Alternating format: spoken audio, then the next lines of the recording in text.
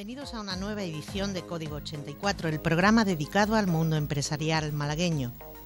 Sumario y comenzamos. Hoy seremos testigos del encuentro de Gervasio Iglesias con el público y cinéfilos malagueños. Asistiremos a la toma de posesión del nuevo director de la ONCE en Málaga y acudiremos a la presentación del libro Huellas de Gigantes.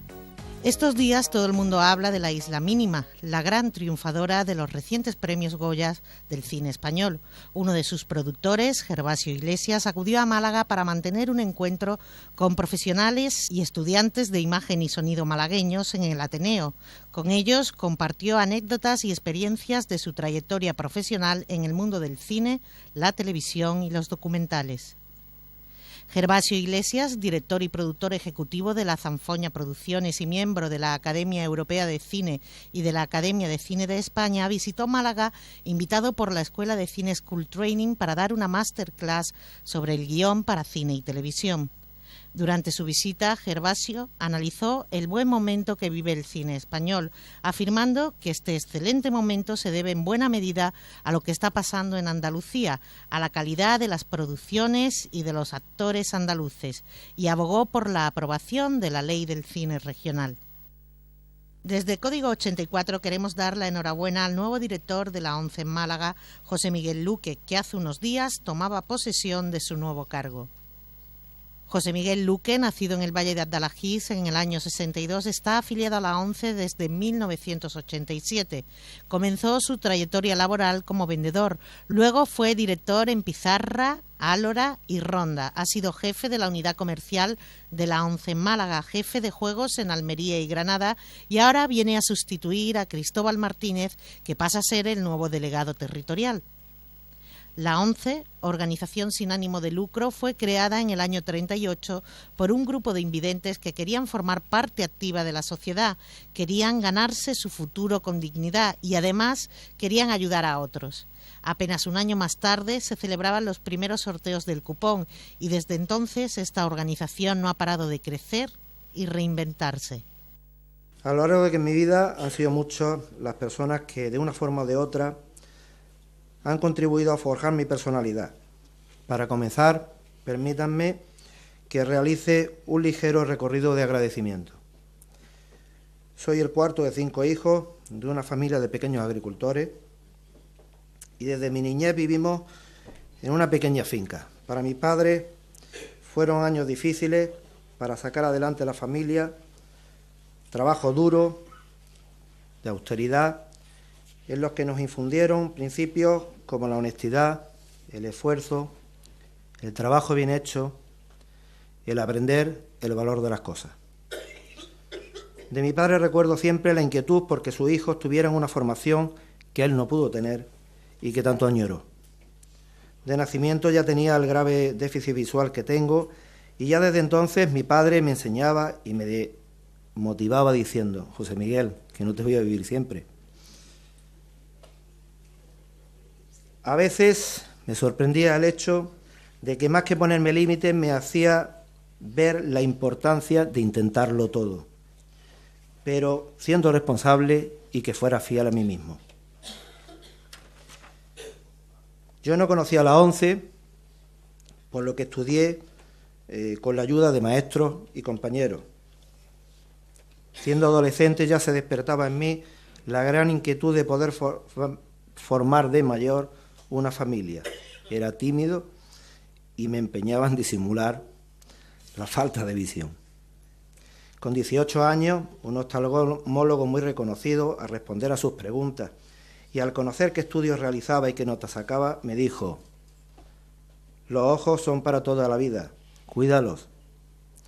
Como consecuencia de reflexionar mucho sobre el asunto, cometo uno de los mayores errores de mi vida: dejar los estudios y quedarme a trabajar en el campo con mis padres, pues para mi vista pudo ser más perjudicial que continuar los estudios. Sin embargo, todo no iba a ser negativo. Por aquel periodo conocí a María José, mi mujer. Será mi hermana Isa, la que me concienciara para reconducir aquella decisión. Como estudiante de medicina tenía mayor conocimiento sobre muchos aspectos y una actitud más abierta a la vida. Ella es la que me habla de la ONCE y de las posibilidades que podía tener. Me convence de otras alternativas, ayudándome y asesorándome para la afiliación. Comenzar a vender en Álora supone para mí un salto de gigante de oportunidad en mi vida y dándome cuenta de las posibilidades que tenía por delante. En abril de 1988 di mi primer gran premio y al día siguiente en la radio local difundía la alegría de haber contribuido al hecho de hacer realidad la ilusión de muchas personas. Y con orgullo difundiendo los servicios que la organización prestaba a todos sus afiliados. Desde entonces y hasta ahora han sido muchas las experiencias vividas, agradeciendo todo lo aprendido de muchos compañeros a los que no podría nombrar por lo extenso de la lista y porque me olvidaría de muchos de ellos y después no me lo perdonaría. Los 4 años en Málaga fueron clave para afrontar un adecuado desempeño como jefe de juego tanto en Almería como en Granada. Gracias a Cristóbal y a Patricio, nuestro anterior delegado territorial, a los que deseo los mayores éxitos como delegado territorial de Andalucía y como director general adjunto de juego, por haber confiado en mí y haberme apoyado siempre. Esta última etapa para mí ha sido apasionante, tanto a nivel laboral como personal. En lo personal, permítame reconocer la cariñosa acogida que desde un principio tuvieron conmigo y con mi familia en Granada. Y en el terreno laboral, los buenos resultados alcanzados con la complicidad de todo el equipo comercial y todos los agentes vendedores, dedicando largas jornadas de trabajo. Este esfuerzo ha contribuido a que los trabajadores sufran menos los efectos devastadores de la crisis, en el contexto adverso en el que nos encontramos, con los índices de desempleo en niveles muy elevados. Y a pesar de todo, hemos sido capaces de continuar creando de forma permanente nuevos puestos de trabajo para personas con discapacidad y sin disminuir plantilla. Allí he tenido muy buenos compañeros, pero también he hecho grandes amigos. Gracias, Alberto, como director, y a todos, de corazón. Esta mirada al pasado, que considero necesario realizar de cuando en cuando para aprender, para apreciar los logros y, cómo no, también para valorar los errores, resulta ser un elemento de motivación e impulso para el futuro. La experiencia, y entre estas los errores, son la mayor fuente de aprendizaje y de conocimiento que tenemos las personas. Cuando un día reciente te dicen que la ONCE nuevamente te requiere para otro reto y que es en Málaga, os puedo asegurar que las emociones se disparan y elevan de un modo pocas veces experimentado. Como malagueño y afiliado a la ONCE, volver a casa es uno de los mayores sentimientos de orgullo que podía sentir. Y ello, en gran parte, os lo debo a vosotros. Os quiero agradecer el cariño y consideración que me habéis mostrado en estos días, pues ello me está haciendo más fácil iniciar este nuevo reto. Tengo tanto que agradeceros que ahora me toca devolveros lo que os merecéis.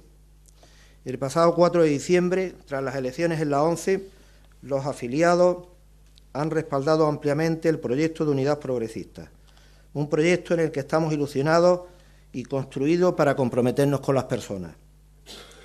Desglosar el proyecto nos llevaría mucho rato y no es ocasión para ello, pero os aseguro que será nuestra guía de actuación, pues los afiliados lo han querido así. Trabajaremos para el mantenimiento de un nivel socioeconómico digno y la lucha por la eliminación de todas aquellas barreras que dificulten la integración social de las personas ciegas y deficientes visuales en particular y de las personas con discapacidad en general. Promover, desarrollar y divulgar todo tipo de acciones encaminadas a lograr la igualdad de oportunidades y no discriminación de las personas afiliadas a la ONCE y de las personas con discapacidad, con respecto al resto de la ciudadanía. La prestación de servicios especializados como la educación, el empleo, la rehabilitación, entre otros, serán esenciales para alcanzar la autonomía personal y la plena integración social de los afiliados a la ONCE. Trabajaremos para todos, hayan o no respaldado este proyecto. Para ello, un diálogo respetuoso, cercano y fluido será un medio clave para el buen entendimiento entre todos. Mi desempeño estará inspirado y orientado por criterios de ética profesional, excelencia profesional y responsabilidad. Me comprometo a trabajar inspirado y orientado en valores como la comunicación, solidaridad, confidencialidad, equidad, confianza, honestidad, humildad, respeto, compromiso, profesionalidad, responsabilidad y transparencia.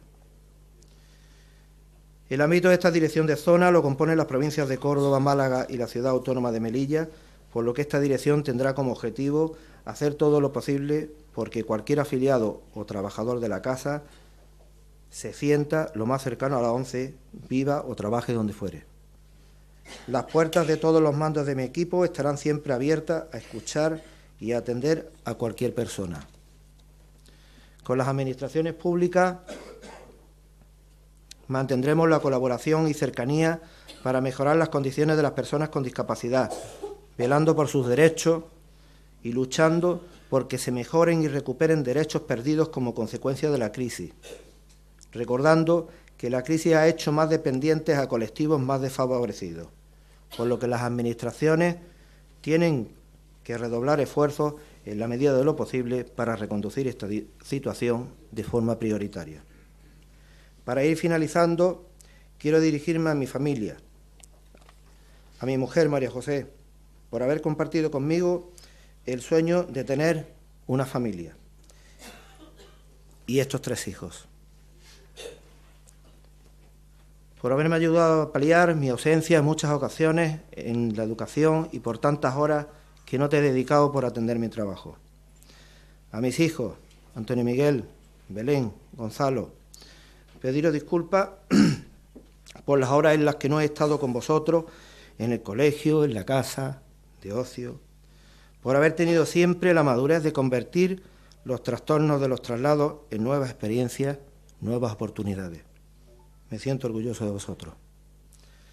Compañeros y compañeras, estoy convencido que con vuestra compañía, entre todos, con ilusión, con compromiso, alcanzaremos nuestros propósitos y seremos capaces de superar el listón tan alto con el que comenzamos esta legislatura. Muchas gracias. Dedicamos los próximos minutos del programa de hoy a la presentación del libro Huellas de Gigantes, el liderazgo a través de la historia. Esta obra, escrita por Nacho Soriano y Gonzalo Martínez, hace un recorrido por los diferentes líderes que han protagonizado nuestra historia, desde Aníbal hasta el Papa Francisco, pasando por los reyes católicos Mandela o Kennedy. Soriano y Martínez de Miguel, expertos en liderazgo e historia, recogen en esta obra las lecciones de liderazgo que podemos aprender de las personas que más han influido en la humanidad a lo largo de la historia.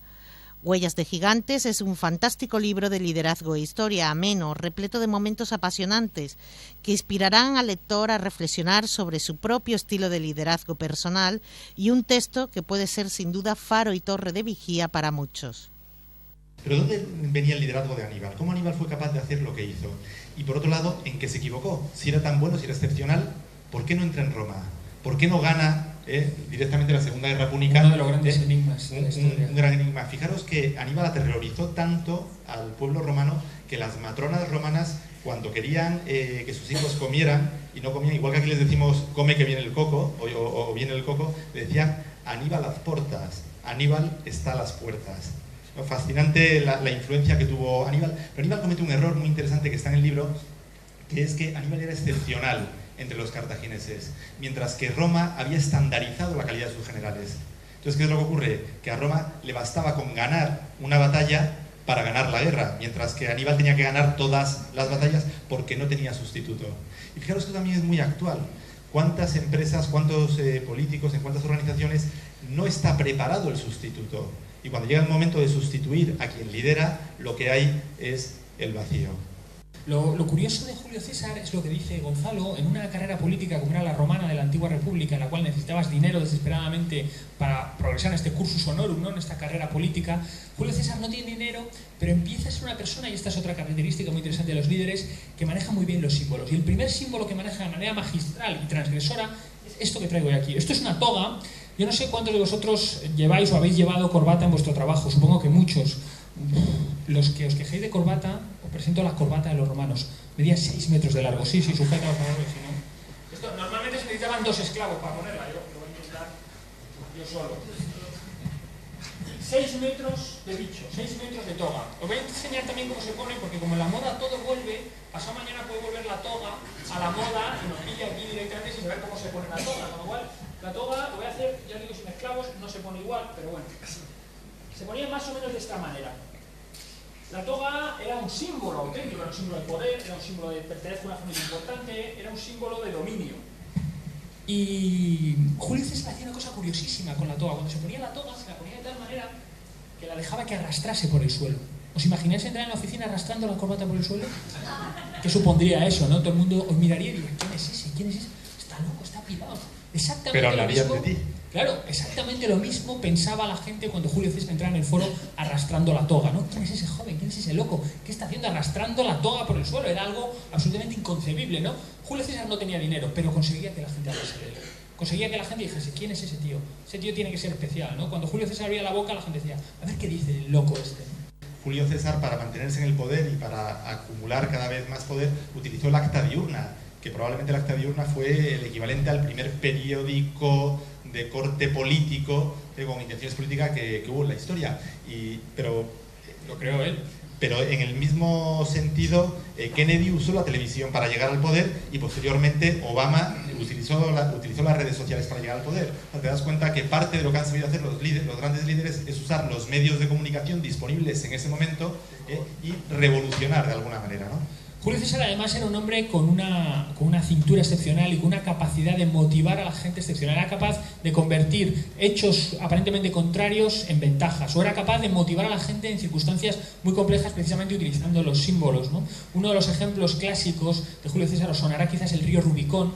El río Rubicón, cruzar el Rubicón, que hoy en día todavía se utiliza como expresión de arriesgarse y echar toda la carne en el asador, era el río que señalaba el principio de Roma. Con lo cual, si un general cruzaba el Rubicón al mando de tropas, se estaba poniendo directamente fuera de la legalidad, ¿no? Las leyes más sagradas romanas decían que un general victorioso tenía que dejar sus ejércitos fuera de Italia, fuera del Rubicón.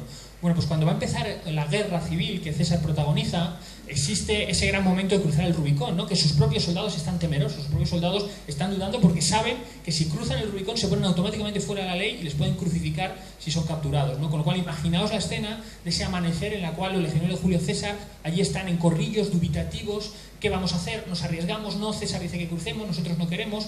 Y en ese momento apareció un hombre alto, desnudo, con una gigantesca trompeta militar, tocando fuertemente la trompeta, avisando a todo el mundo, todos los soldados alarmados, y en ese momento cruza el río. César saca la espada y dice, soldados, vayamos allá donde nos conducen los designios de los dioses y las injusticias de nuestros enemigos. Alea iacta est, la suerte está echada. Bueno, decidme la verdad, ¿quién de vosotros en ese momento no se cruzaba el Rubicón? Yo me lo hubiese cruzado. O sea, en ese momento sale Julio César allí, ves ahí el tío este tomando la tropa que lo cruza, Julio César saca la espada, la suerte está echada, vayamos a donde nos conducen. Es un subidón. Entonces, claro, obviamente todos los legionarios le debieron vitorear, cogieron allí sus equipos y cruzaron corriendo el Rubicón. Fijaos qué momento magistral, ¿no? Un momento de absoluta indecisión, un momento de hacemos no, y utiliza un símbolo para galvanizar a la gente y seguir para adelante en sus propósitos. Sí, yo os he traído aquí para simbolizar a Francisco.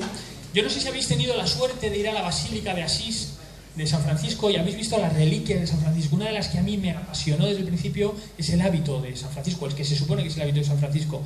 Es una poesía porque es puro remiendo. San Francisco de Asís era el hijo de un comerciante muy famoso de la ciudad de Asís y él, de repente, un día renuncia a todos los bienes materiales de su padre, decide que lo que quiere hacer en la vida es desnudarse literalmente y pasar el resto de su vida predicando la palabra de Dios por los caminos en pobreza absoluta. Decía, yo quiero ser tan pobre, tan pobre, tan pobre, que no voy a llevar ni cinturón, ¿no? Con lo cual se inventa este invento de la cuerda que obviamente solo lleva a la gente más pobre, ¿no? Es una persona que dice, quiero llevar una túnica tan humilde, tan humilde, tan humilde, que ni los más pobres la quieran, ¿no? Y efectivamente la túnica que se conserva en Asís es poesía del puro remiendo que es, ¿no? Miles de horas de trabajo de remiendo tras remiendo tras remiendo. Pues bien, este hombre, para su sorpresa, adopta una vida absolutamente extrema y de repente se da cuenta que hay gente que le sigue. ¿Os podéis imaginar la sorpresa de San Francisco? San Francisco era un hombre que quería vivir en soledad, que quería vivir predicando, que quería encontrarse a sí mismo. y de repente se da cuenta que la gente a esta vida tan extrema y tan dura le sigue, y no por decenas, sino por centenares, incluso años después, por miles de personas.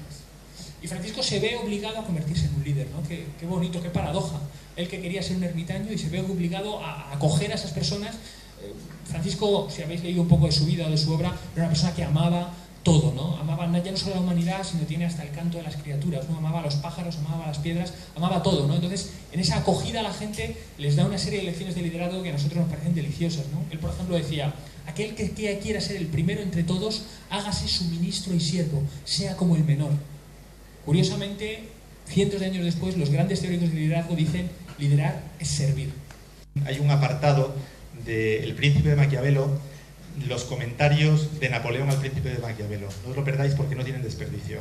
O sea, los comentarios de Napoleón dejan a Maquiavelo a la altura de una monja ursulina. Mucho más cruel, mucho más ácido. Mucho más Julio César, mucho más Julio líder, César, mucho ¿no? más Napoleón que el propio... Mucho más cruel. Fascinante Fernando de Aragón también. Queríamos mencionaros simplemente un poco de pasada a esta señora que aparece por aquí, Harriet Tubman, muy desconocida en Europa, pero muy famosa en su país natal, Estados Unidos. Es muy curioso porque Harriet Tubman, si tenéis el libro lo veréis en el dibujo que hemos hecho de ella, era una mujer, era negra, era analfabeta, era esclava, era bajita, era poco agraciada, en mitad de la Norteamérica rural del sur, en mitad del siglo XIX. Cualquiera de estas características que tenía en aquella época lo hubiese descalificado absolutamente para ser un líder. Y sin embargo, soldados de la Unión, en plena Guerra Civil Americana, se cuadraban ante ella y la llamaban General Tubman. A ella. ¿Cómo esta mujer llegó a esa capacidad de liderazgo tan increíble, ¿no? Una mujer que se escapó, ella nació como esclava en un estado del sur de Estados Unidos y se escapó haciendo un viaje durísimo de varias semanas en invierno, atravesando la frontera entre los estados del sur y el norte, algo que los esclavos, algunos hacían, pero sin embargo hizo algo que muy pocos esclavos hacían, y fue volver hasta 3 veces a los estados del sur para intentar liberar a todos los esclavos posibles. Liberó 300 esclavos directamente antes de que estallase la guerra de secesión, y ella misma en sus memorias dice: y hubiese liberado a muchísimos más si hubiesen sabido que eran esclavos. Una mujer con un poder, una seriedad, con una capacidad de supervivencia, una capacidad de arrastrar a los demás impresionante, ¿no? Se cuenta, por ejemplo, que ella siempre llevaba una pistola para defenderse de todo tipo de perseguidores, de los perros, sobre todo los esclavistas que iban a por ellos, y que no tenía duda en usar esa pistola para evitar que algunos de sus propios seguidores abandonasen esos viajes durísimos que hacían en invierno a pie por la noche cruzando ríos helados, o incluso usar la pistola contra sí misma, ¿no? Porque, por ejemplo, en un viaje tuvo un dolor de muelas terrible que le hubiese impedido seguir, y ella misma con la culata de la pistola se saltó las muelas con tal de que evitar que eso le retrasase, ¿no? Es una mujer de una entereza excepcional. Fue la primera mujer en la historia de los Estados Unidos en dirigir tropas en una expedición militar, ¿no? Kennedy gobierna 3 años, al tercer año lo matan, y sin embargo Lyndon Johnson, que le sucede en la presidencia, consigue que de las, no sé si presenta cerca de 100 propuestas al Congreso, la aprueben 95 de ellas. Es decir, que todo el legado de Kennedy, todo el legado ideológico de Kennedy tuvo su curso en las manos de Lyndon Johnson, que curiosamente no pudo repetir mandato por unas mentirijillas. Pero bueno, ahora fíjate que es curioso, por ejemplo, si yo os pregunto por Kennedy, ¿qué otra figura conocida os viene a la memoria? Marilyn Monroe, ¿verdad? Que podían ser otras, pero nos viene Marilyn Monroe. Pues cuando le preguntaban por sus aferes, era alegre y repartido, y le decían, bueno, es que, y él decía, bueno, es que así se comportan los hombres con poder. No entendía el reproche, ¿no? Y eso también es algo muy característico de los grandes líderes, que llegan a concluir que hay una ética propia para ellos. Y ahí es donde se equivocan, ¿no? Al entender que hay una ética especial y que, bueno, yo soy un hombre con poder, me puedo comportar de esta manera. De todas formas, Kennedy tenía mucho sentido del humor. Tenía un cartel en el despacho donde se resolvía la guerra de los misiles, que decía que las grandes potencias deben tratarse como hacen el amor los puercoespines. Decía, con mucho cuidadito. Decía, pues todas estas cosas vienen de Kennedy. Tiene mucho humor. Queríamos hablar del último personaje, Nelson Mandela, para nosotros quizás uno de los mayores exponentes que ha habido de liderazgo de la historia de la humanidad, ¿no? Sobre todo un liderazgo muy completo, que ahora veremos. Y para hablar de él he traído esto, que es un símbolo poderosísimo, sobre todo en Sudáfrica. No sé si os suena, es el polo de los Springboks. Los Springboks son la selección de rugby de Sudáfrica. Igual que aquí en España podemos ser unos locos del fútbol, en Sudáfrica son unos locos del rugby. Los Springboks durante todo el apartheid fueron el símbolo perfecto de la opresión. tíos blancos, enormes, africaners, no había ni un solo negro en el equipo de los Springboks. Y claro, obviamente cuando Mandela y toda su gente sube al poder, lo primero que quiere hacer todo su equipo es acabar con los Springboks, con ese símbolo del apartheid. Y Mandela dice no. Y Mandela, dando muestras de una visión fuera de lo común, dice no, los Springboks se van a convertir en los embajadores de la nueva Sudáfrica que queremos crear.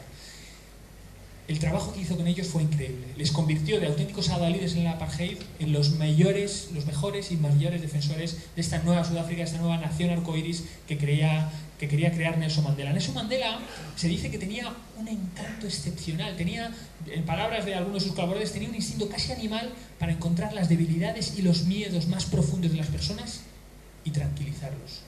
Fijaos, nosotros podemos conocer a alguna persona que tiene esa capacidad de hallar los miedos de las personas, pero normalmente lo usa en su propio beneficio, ¿verdad? Nelson Mandela lo utilizaba para ayudarles, ¿no? Él asumía un principio que es un principio que yo creo que está también muy de actualidad, que es la presuposición positiva. Él presuponía que el interlocutor que tenía delante era un hombre digno o era una mujer digna. Y él arrancaba de la dignidad del otro, que sus propios compañeros del CNA, del Congreso Nacional Africano, le afeaban esa manía suya de presuponer la dignidad del otro. Y le decían, pero si es malo. Y dice, llevan 80 años oprimiendo. No, pues él, después de 27 años de cárcel, él presumía, y hizo una cosa que a mí me parece casi sobrehumana, que era capaz de diferenciar entre lo que era el sistema del apartheid y las personas que dirigían y promocionaban el apartheid. Fíjate, era capaz de diferenciar el sistema de las personas. Y era capaz de odiar y repudiar el sistema sin odiar y repudiar a las personas. Me parece espectacular. Un hombre que después de 27 años de cárcel lo que sale diciendo es que el racismo es educado. Fijaros en esta bonita reflexión. Él decía, nadie nace odiando a otro por el color de su piel ni por su procedencia. Dice, el racismo es educado. Y hace la siguiente reflexión. Dice, y si es posible enseñar a odiar, dice él, es posible enseñar a amar. Ahora sí, nos marchamos, pero como siempre, ya saben, recordando una célebre frase. Hoy hemos elegido una cita del inventor y empresario norteamericano, fundador de automóviles Ford, Henry Ford, que afirmaba, calidad significa hacer lo correcto, incluso cuando nadie te está mirando.